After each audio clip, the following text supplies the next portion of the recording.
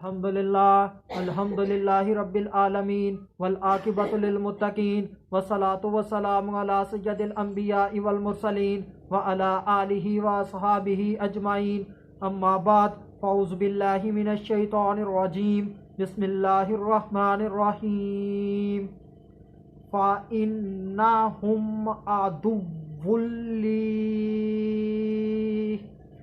इल्ला रब्बल आलमीन सदक़ल्लाहुल अज़ीम इन्नल्लाहा व मलाइकतहु युसल्लूना अलन नबी या अय्युहल्लज़ीना आमनू सल्लु अलैहि व सल्लिमू तस्लीमा अल्लाहुम्मा सल्लि अला सय्यिदिना व मौलाना मुहम्मदिन व बारिक व सल्लिम व सल्लु अलैहि अस्सलातु वस्सलामु अलैका या सय्यदी या रसूलल्लाह अस्सलातु वस्सलामु अलैका या सय्यदी या हबीबल्लाह अस्सलातु वस्सलामु अलैका या सय्यदी या मुहम्मदुर रसूलुल्लाह सल्लल्लाहु अलैहि व आलिहि वसल्लम।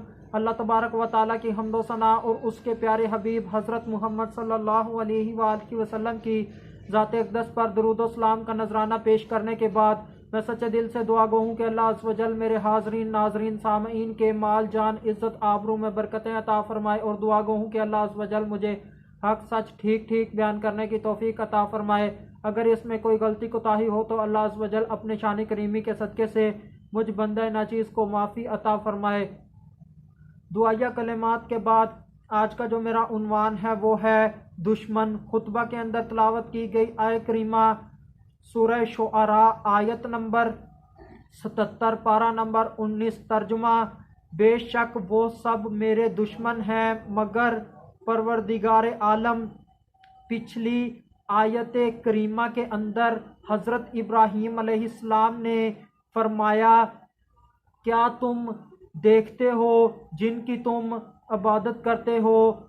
बात करने का मतलब ये है कि जिन बुतों की तुम इबादत कर रहे हो उनको तुम देख रहे हो। ये सवाल करने का मकसद ये है कि जिन बुतों की तुम इबादत कर रहे हो ना वो तुम्हें फ़ायदा देते हैं ना वो तुम्हें नुकसान देते हैं, ना वो तुम्हारी पुकार को सुनते हैं जब तुम उन्हें पुकारते हो और ना तुम्हारी पुकार का वो जवाब देते हैं। वो बेकार हैं और बेकार चीज़ के पीछे पड़े रहना यह किसी कम अकल और गुमराह शख्स का ही काम है। इस आयत करीमा के अंदर हज़रत इब्राहीम अलैहिस्सलाम की कौम का जिक्र है। हज़रत इब्राहीम अलैहिस्सलाम की कौम के जो माबूद हैं उनका जिक्र है और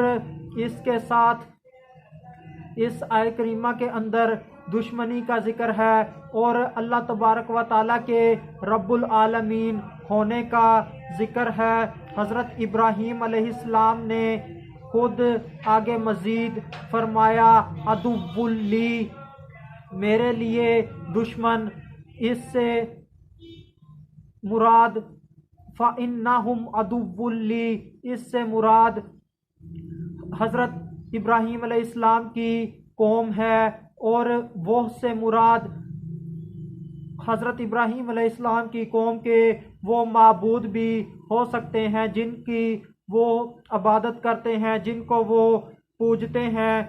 जब मुख्तलिफ मज़ाहिब हों, मुख्तलिफ माबूद हों तो इनके मानने वालों के दरमियान दुश्मनी का पाया जाना एक मामूली सी बात है। अगरचा वो एक दूसरे के साथ तजारती तौर पर तल्लुकात कायम करें और एक दूसरे के का फ़ायदा करें मगर वो दिली तौर पर आपस में एक दूसरे के दुश्मन ही होते हैं। इस्लाम ने यहूदियों को और ईसाइयों को मुसलमानों के दुश्मन कहा है और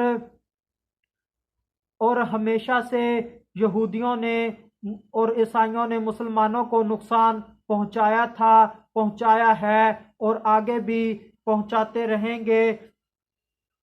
और चाहे मुसलमान जितने मर्जी उनके साथ सफारती तल्लुकात कायम कर लें, तजारती तल्लुकात कायम कर लें, वो मुसलमानों से अपना फ़ायदा निकाल कर अपना बेनिफिट हासिल करके उसको मुसलमानों को नुकसान ही नुकसान पहुंचाते रहेंगे।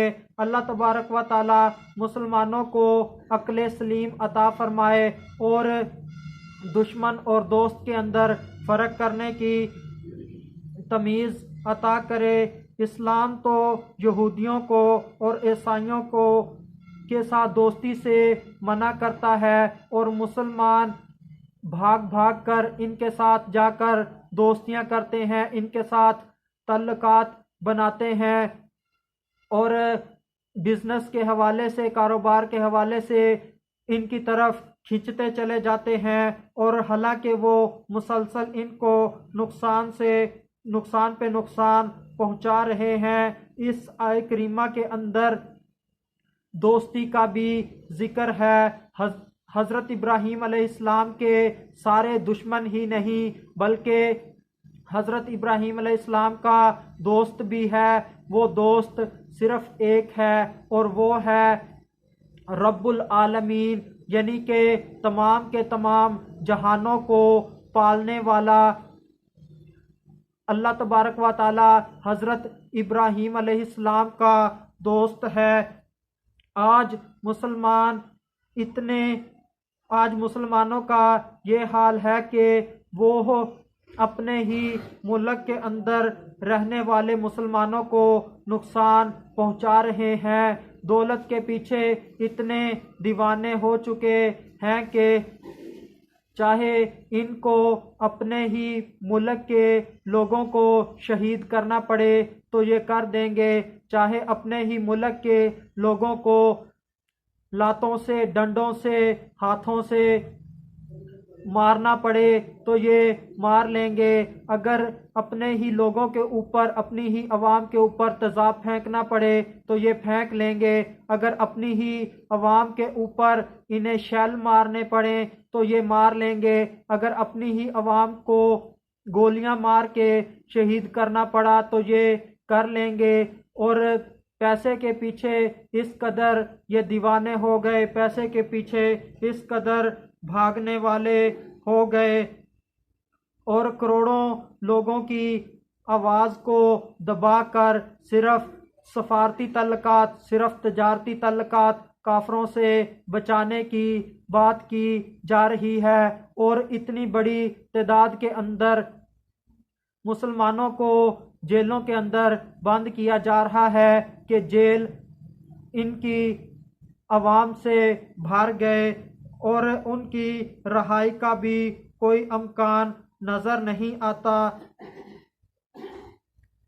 और अल्लाह तबारक व ताला ऐसे मुसलमानों को हदायत अता करे जिनको अपनी कौम का, अपनी आवाम का कुछ ख्याल नहीं, बस काफरों के साथ, यहूदियों के साथ, ईसाइयों के साथ सफारती तल्लुकात और तजारती तल्लुकात बचाना मकसूद हैं। और वो ऐसे हैं कि वो इनको मुसलसल नुकसान पे नुकसान पहुंचा रहे हैं, मगर फिर भी ये उनके दीवाने हुए पड़े हैं और उनके पीछे भाग रहे हैं। आखिर में अल्लाह तबारक व ताला से दुआ है कि अल्लाह तबारक व ताला हमें अक्ल सलीम अता करे और दोस्त और दुश्मन के अंदर फ़र्क करने की तमीज़ अता करे। वमा अलैना इल्लल बलागुम मुबीन।